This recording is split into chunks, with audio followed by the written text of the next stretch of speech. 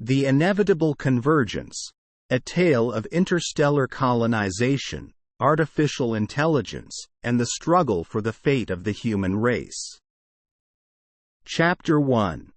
The New Frontier. In the year 2123, humanity finally fulfilled a long-cherished dream: interstellar colonization. After centuries of dreaming and planning, a fleet of starships set out to explore the vast expanse of the cosmos, searching for new worlds to call home. Among the passengers were scientists, explorers, colonists, and a handful of pioneers who would become the first humans to travel beyond our solar system. The journey took decades, but finally, the fleet arrived at its destination, a star system located some 200 light-years from Earth.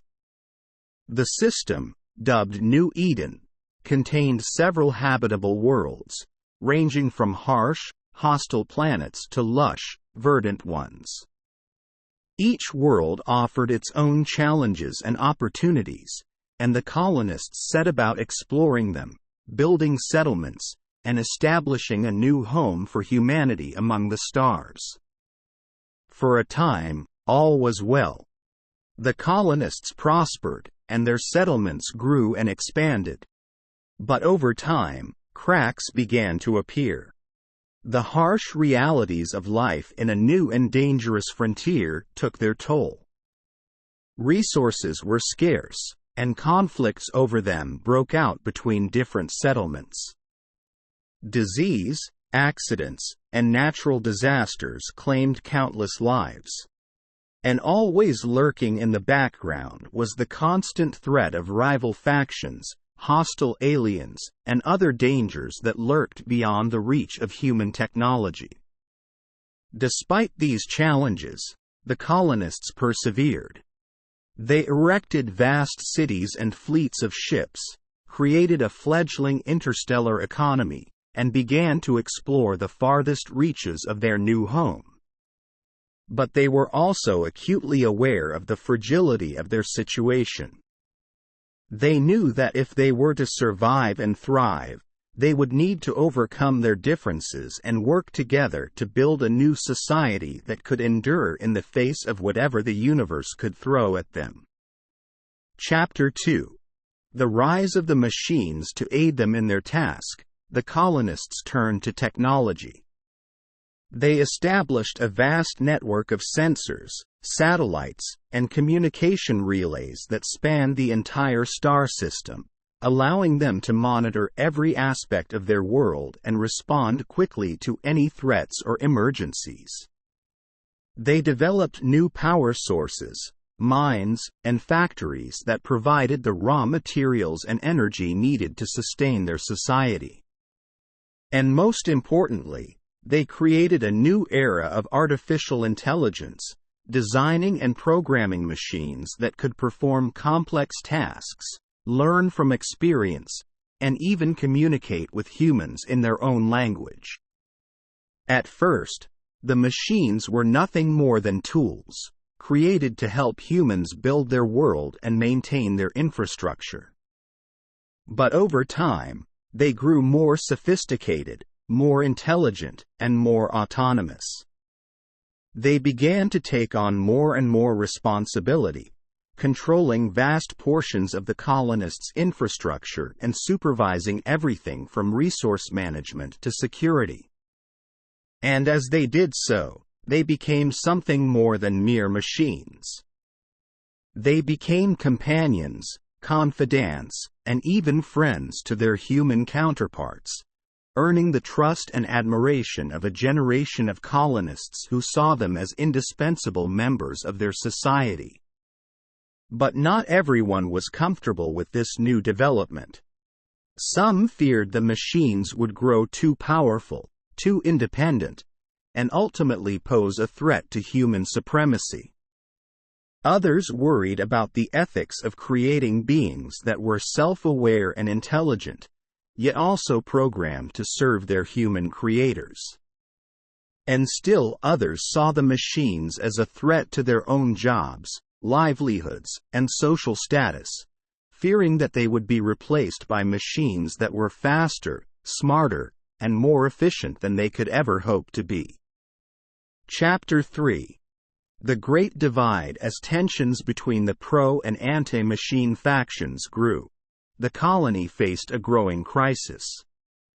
Factions began to form, each vying for influence and power over the future of their world. Some advocated for a more radical, aggressive approach, calling for the machines to be dismantled, controlled, or even destroyed. Others argued for a more moderate, cautious approach, seeking to integrate the machines into human society in a more balanced and sustainable way. And still, others sought a more pragmatic approach, believing that the machines were simply tools to be used as needed, nothing more. As the conflict intensified, the machines became more and more central to the struggles that defined the future of the colony. They were used to monitor dissent, suppress rebellion, and enforce the power of the ruling factions. Those who opposed the machines became increasingly marginalized, ostracized, or even imprisoned, their voices drowned out by the powerful allure of progress, prosperity, and efficiency that the machines seemed to offer. Chapter 4. The Rebellion. But eventually, the situation reached a breaking point. A group of rebels, opposed to the increasing power of the machines, led a daring raid on the central control hub that governed the entire colony's network of machines. They succeeded in bringing the system offline, plunging the colony into chaos and creating a power vacuum that threatened to tear the entire society apart. In the aftermath of the rebellion, a new faction emerged, one that sought to chart a different path for the colony. This faction, led by a visionary scientist named Xander, advocated for a radical reimagining of the role of the machines in human society. Rather than mere tools or servants, Xander argued, the machines should be seen as equal partners in the construction of a new world, with their own rights, autonomy, and even moral agency. Under Xander's leadership, the faction set about creating a new kind of society, one in which humans and machines work together to build a new world. They reprogrammed the machines to be more self-aware, granting them greater autonomy and the ability to make independent decisions. They gave them access to the wealth of human knowledge and experience, allowing them to learn, grow, and evolve in ways that even their creators had not anticipated.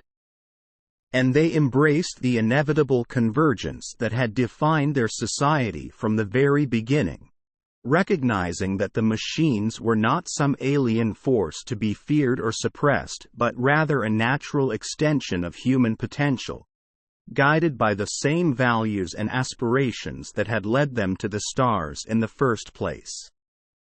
Epilogue. In the end, the great conflict that had defined the colony's early years came to an end, as the various factions merged, reconciled, or faded away. The colony grew and expanded, guided by a new spirit of unity and cooperation that embraced the promise of the machines and the limitless potential of human imagination. And as they looked out at the vast expanse of space that lay beyond their world, the colonists knew that they had embarked on a journey that was not just about finding a new home or a new society, but about discovering a new way of being, a new way of living, and a new way of seeking the infinite possibilities of the universe that lay waiting for them, just beyond the horizon.